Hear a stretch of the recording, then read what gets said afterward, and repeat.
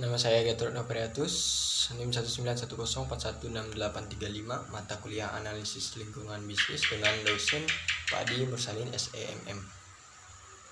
Saya telah menonton ketiga video dari ketiga link yang ada di bab 1 di buku pembelajaran Analisis Lingkungan Bisnis. Video yang pertama itu pembicaranya, itu channel Budi Setiawan 999.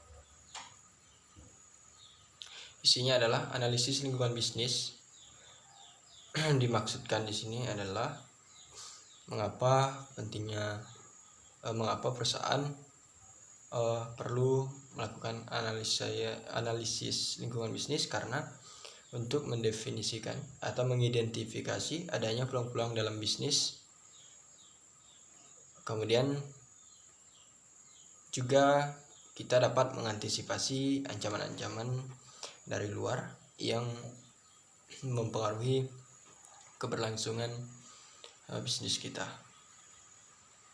Kemudian analisis lingkungan bisnis terdiri dari dua komponen pokok, yaitu pertama lingkungan bisnis atau makro, lingkungan bisnis makro. Yang kedua adalah lingkungan industri. Lingkungan bisnis makro itu terdiri dari demografi, teknologi, ekonomi, politik, dan hukum, sosial, budaya, dan lain-lain. Lingkungan bisnis makro tersebut sifatnya terbatas atau tidak mungkin seseorang manajer mempunyai pengetahuan yang menyeluruh terkait ragam aspek-aspek lingkungan tersebut. Kemudian lingkungan bisnis makro memberikan sinyal lemah. Misalnya hari ini konsumen berperilaku A, mungkin saja 1 pekan atau 2 pekan ke depan berubah perilakunya. Kemudian lingkungan bisnis makro juga berdasarkan kepentingan perusahaan bersifat tidak dapat dikendalikan. Kemudian bagaimana membangun kepekaan perusahaan? Yang pertama, perusahaan harus tanggap terhadap perubahan selera konsumennya. Dan kemudian yang kedua adalah perusahaan harus peka atau tanggap terhadap apa yang dilakukan oleh pesaingnya. Kemudian pendekatan dan metode analisis lingkungan makro berdasarkan karakteristiknya terdiri dari 1. Tidak reguler, cirinya dadakan atau langsung. Ruang lingkupnya mengacu pada peristiwa tertentu dan orientasinya yaitu reaktif. Kemudian pendekatan dan metode analisis lingkungan makro berdasarkan karakteristiknya yang kedua adalah reguler. Biasanya mengidentifikasi beberapa variabel yang diduga berkaitan dengan perubahan yang ada. Orientasinya adalah proaktif. Kemudian yang ketiga, pendekatan kontinu atau berulang-ulang. Itu pendekatan yang dilakukan yang melakukan analisis banyak variabel dan kompleks atau multivarian. Orientasinya adalah proaktif. Sekian untuk isi video yang pertama. Kemudian video yang kedua, penyajinya adalah Budi Setiawan SEMSI. Isi video membahas tentang bisnis dan lingkungannya. Pengertian bisnis yang pertama itu sebuah kegiatan atau usaha. Kemudian bisnis juga merupakan aktivitas terpadu yang meliputi pertukaran barang, jasa, atau uang yang dilakukan oleh dua pihak atau lebih dengan maksud memperoleh manfaat maupun keuntungan. Orientasi bisnis berdasarkan kegiatan utamanya dibagi menjadi dua, yaitu 1. Organisasi bisnis yang tujuan utamanya adalah mendapatkan laba atau keuntungan dan peningkatan kekayaan investor sebagai hasil penanaman modal. Kemudian yang kedua, orientasi bisnis berdasarkan kegiatan utamanya adalah organisasi nirlaba atau non-profit. Itu lebih berorientasi dan bertujuan pada kepentingan sosial dan manfaat bagi masyarakat umum. Contohnya yayasan pendidikan dan yayasan sosial. Kemudian maksud tujuan bisnis. Yang pertama, pemenuhan kebutuhan dan keinginan konsumen. Yang kedua, keuntungan usaha. Yang ketiga, pertumbuhan dan perkembangan yang berkelanjutan. Yang keempat, mengatasi berbagai risiko. Yang kelima, tanggung jawab sosial atau contohnya membuka lowongan pekerjaan.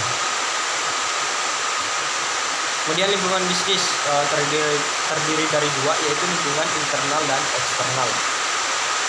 Lingkungan internal adalah sumber daya manusia dan fisik yang mempengaruhi bisnis secara langsung.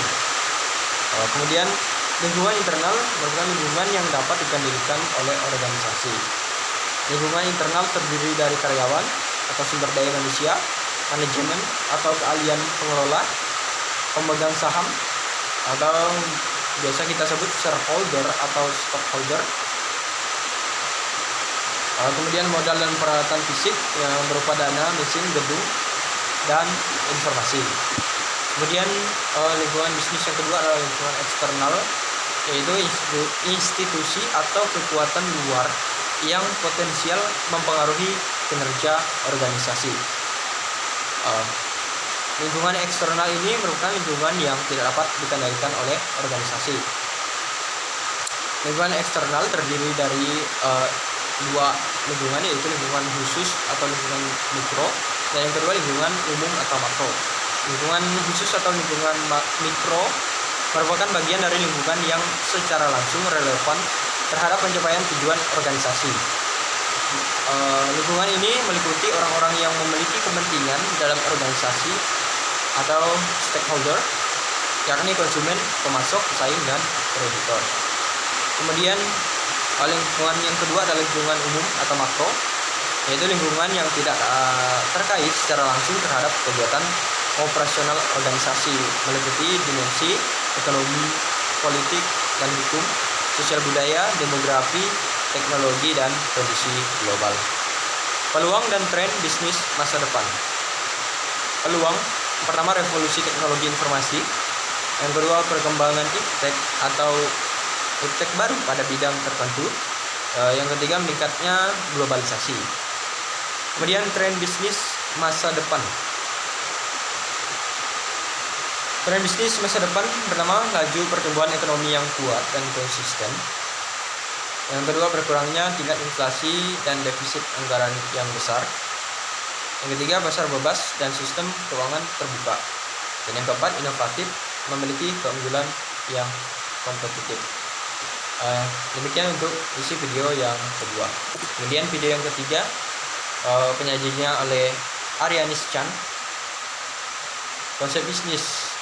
Isinya adalah, bisnis adalah aktivitas yang menyediakan barang atau jasa untuk dijual dengan maksud mendapatkan laba.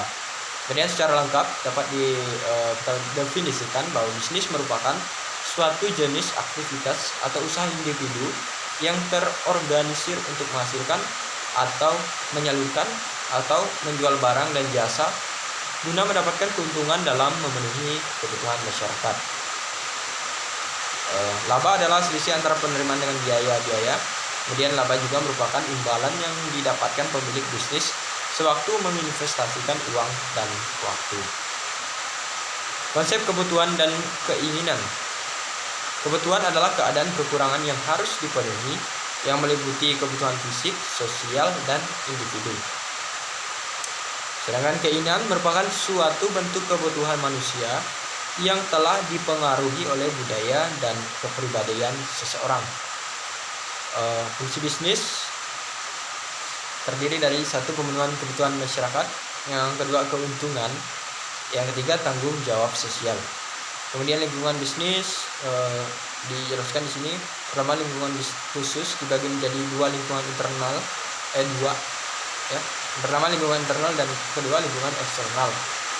Lingkungan internal terdiri dari karyawan, pemilik atau pemegang saham, manajer, dan serikat pekerja. Kemudian lingkungan eksternal terdiri dari konsumen, pemasok, distributor, pesaing, dan media.